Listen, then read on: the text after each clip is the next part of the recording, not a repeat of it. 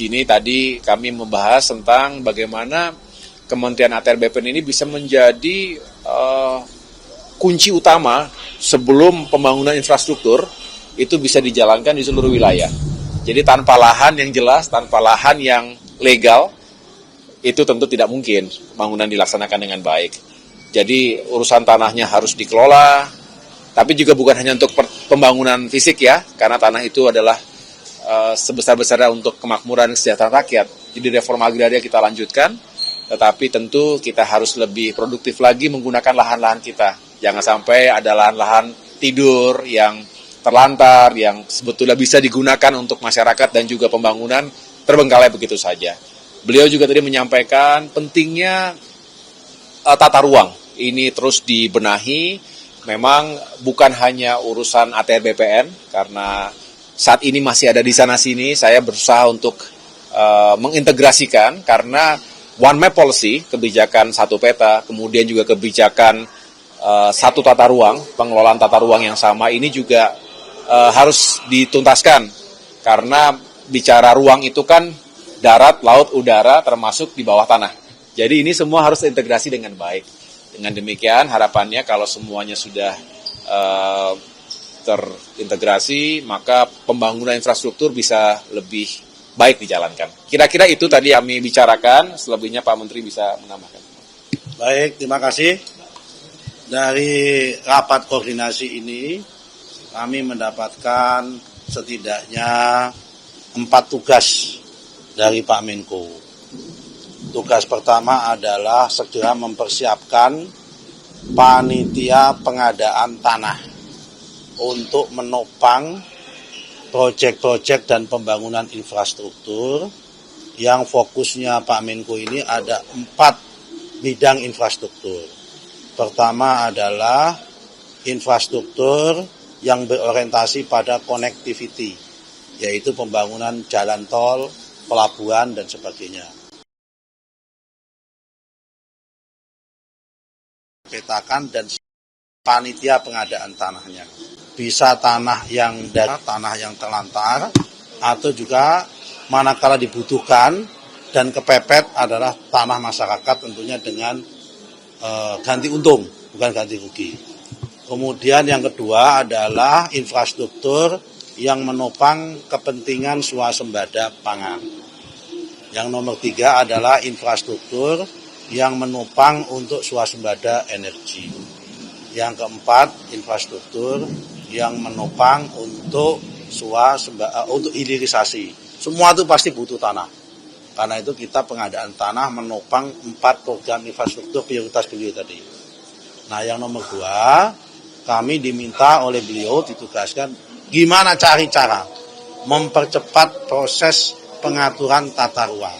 Karena setiap proyek infrastruktur pasti membutuhkan PKKPR. Dan biasanya PKPR itu urusannya lambat. Bagaimana caranya ini kita percepat tetapi akurat.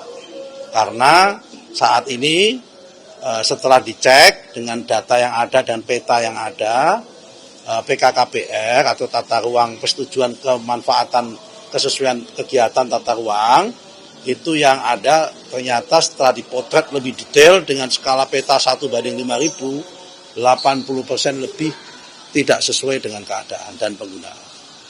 Yang itu yang poin yang kedua.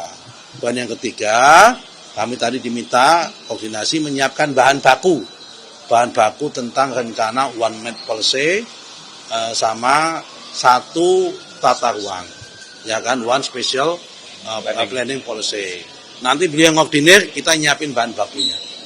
Yang keempat, kami diminta menyiapkan tambahan SDM supaya kantor-kantor kami di bawah ATR BPN di kantor wilayah, kantor pertanahan itu dilengkapi dengan tenaga yang paham tentang tata ruang supaya tidak tersentralisasi di pusat. Saya kira itu 4 poin itu yang jangan dulu. Jumlah SDM-nya berapa, Pak? Gimana? Jumlah SDM-nya? Ya minimal di setiap kantor, kepala kantor itu minimal ada 3 orang yang paham tentang tata ruang untuk percepatan pelayanan ini. Kita ada 480 sekian kantah.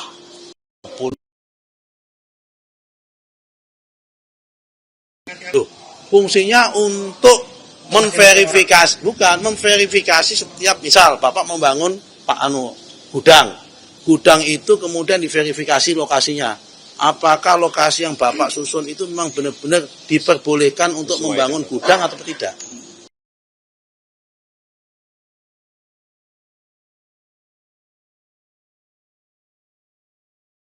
Boleh. Nanti akan mengganggu ketahanan pangan. Ya. Ini contohnya. Pak Nusron izin Pak terkait pembangunan IKN Pak. Salah satu pokok bahasan ya Pak. Ya. Sebenarnya kan berarti butuh lahan pertanian gitu. Betul. Sampai sekarang lahan pertanian itu masih tumpang tindih Pak sama proyek pembangunan perumahan. Apalagi ada 3 juta rumah. Nah, targetnya menyediakan lahan pertanian berapa hektar Pak untuk swasembada pangan? Nah, sebelum sampai pertanyaan berapa lahan hektar, kita perlu dulu namanya KP2B. Kawasan Pangan Pertanian Berkelanjutan. Nah, itu dulu kita tetapin, kita susun. Dari KP2B kita susun namanya LP2B. Lahan Pangan Pertanian Berkelanjutan. Dalam rangka menopang produktivitas pertanian dan pangan berkelanjutan. Nah, berapa jumlahnya? Nah, tentunya hari ini kalau berdasarkan hitungan kasar, ini belum ada KP2B ya. Baru estimasi kasar butuh sekitar 3 juta hektar sawah baru. Kenapa? Karena sawah lama di Pulau Jawa sudah banyak tanda petik didudukin menjadi pabrik, jadi perumahan, jadi sekolah, jadi rumah sakit, yang itu juga baik. Tapi kan butuh ganti gitu loh. Nah, gantinya dari sini gitu loh. Saat menangkap, mengumpulkan, dan mengolah peristiwa, menandatangani secara paksa oleh penyidik. kami kerahkan upaya terbaik. Ketika menyampaikan berita serta informasi, kami tak sekadar menyapa. Ada referensi, aspirasi, juga inspirasi yang menjadi misi. Sapa Indonesia di Kompas TV. Independen, terpercaya.